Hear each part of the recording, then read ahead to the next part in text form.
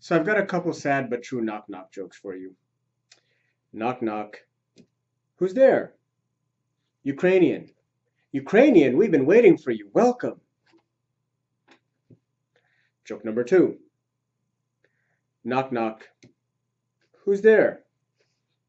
Afghan. Afghan who?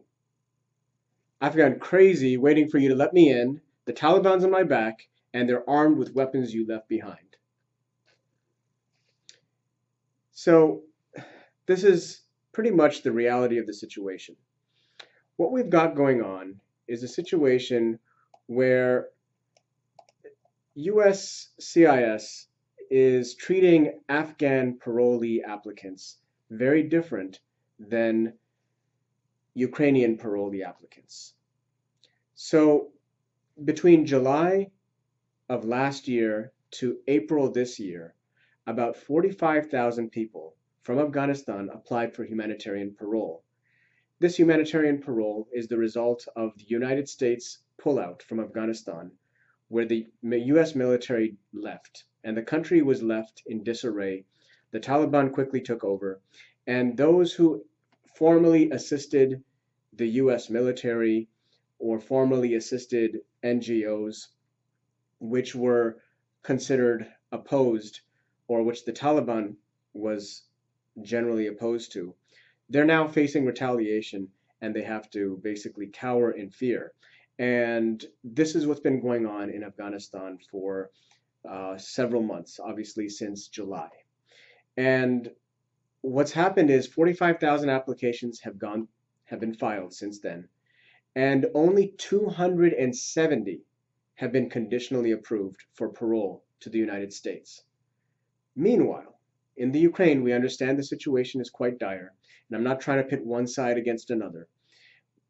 I'm just explaining the facts, though. 4,000 Ukrainians were granted humanitarian parole between the months of February and March this year.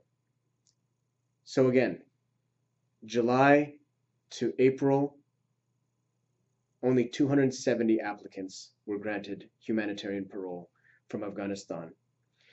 And this program costs $575 per person, by the way, mind you.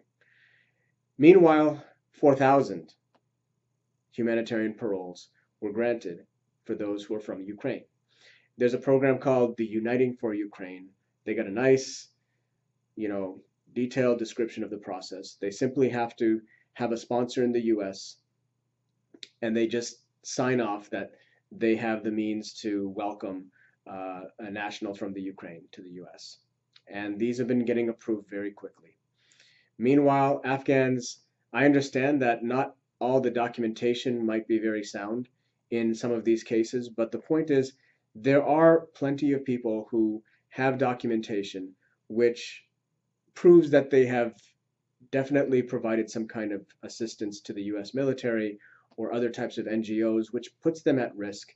And that documentation, cases with that type of documentation should at least be given some priority and be issued quick decisions. But instead, we only have 270 decisions in something like 8 months. So there's clearly a double standard. If you want to do something about this, contact your congressperson. You can, especially if this is affecting you. If you're having relatives who are experiencing issues like this where it's affecting them, and you also want to bring to light the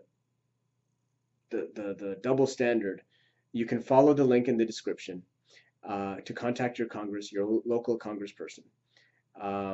And you can like, share, and subscribe, obviously, especially liking and sharing this video. I don't really know what else to say besides just spreading the word. Getting more people aware of this situation will only help. And hopefully, maybe there will be some kind of improvement in the situation for those who are seeking humanitarian parole. So that's all I have to say for now. Thanks for watching, and bye.